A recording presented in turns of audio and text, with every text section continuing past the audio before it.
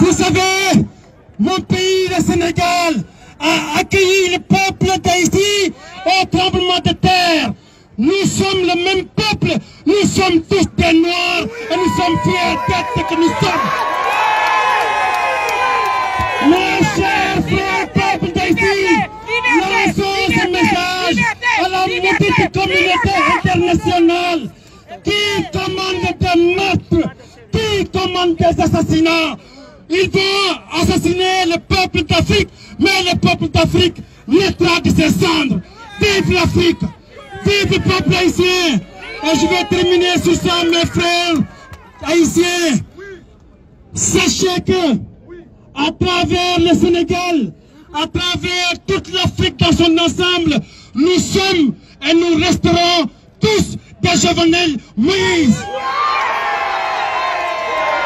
Mes chers peuples d'Afrique, mes chers peuples haïtiens, comme l'avait dit Sankara, l'esclave qui n'est pas capable d'assumer sa révolte ne mérite pas que l'on s'apitoie sur son sort.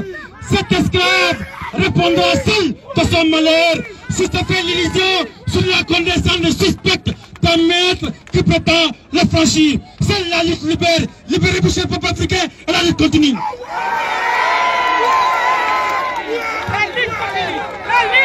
Merci à Mimo pour ces mots d'encouragement et leur participation avec nous à cet hommage. Merci Mimo pour le livre. C'est un écrivain. Si vous voulez vous procurer son livre, n'hésitez pas à le joindre. Nous allons tout de suite écouter Samantina. Pour ceux qui ne connaissent pas Samantina, c'est la secrétaire, enfin, celle qui est toujours au bureau, qui prend les dossiers, qui fait les enregistrements. Tous les samedis, elle est au bureau de la Fondation Moustadjane. Est-ce qu'on peut l'applaudir?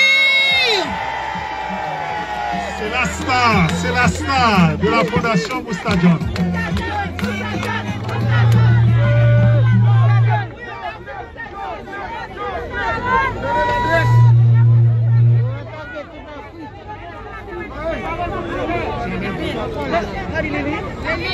Marie.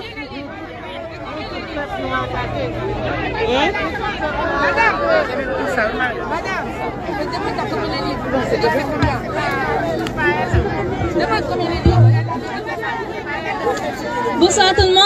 Bonsoir. Cher Jojo, tout le monde est là.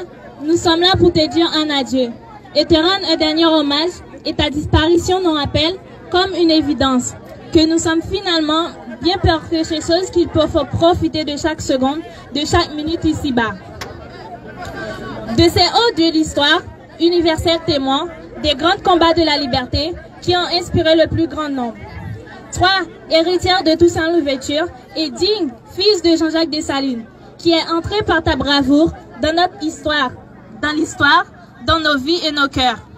Nous aurions aimé te parler en chair et en os, et mieux encore t'entendre nous parler et nous entraîner à transformer ton rêve pour Haïti. En réalité, mais nos visages rincés par des larmes intarissables, nous nous adressons à ton âme comme si tu étais prêt, pour te dire ce que nous ressentons. Porteur d'espoir, porteur du flambeau, valeureux du progrès, cher aux yeux de Victor Hugo, profondeur de notre esclavage maquillé, toi qui as battu pour la vie et la liberté, tu as récolté la mort, toi qui apportais la lumière dans nos lieux comme dans nos esprits et nos consciences, toi qui ouvris nos yeux sur nos plaies cachées et qui nous faisais comprendre notre misère, notre esclavage et nos lieux mortels. Tu nous as été ravis par les fosses des ténèbres et de mort. Toi qui disais, face à la folie, politique et intérêts privés qui détruisent la cité, je ne sais pas détruire, je ne sais que bâtir. Tu as été frappé par les forces de destruction. À tes adversaires, tu as adressé un « je vous aime » sincère, mais ta main a été repoussée. Tu as été respiré l'amitié, mais tu as récolté la violence perverse, l'assassinat moral, la haine mortelle. Jojo, tu as été poursuivi, taraudé par les questions de Jean-Jacques Dessalines. Et ceux-là, n'auront-ils rien? Alors, du pays de Voltaire, nous, cette partie du peuple, naïve, candide, gens simples, nous demandons maintenant que tu es mort.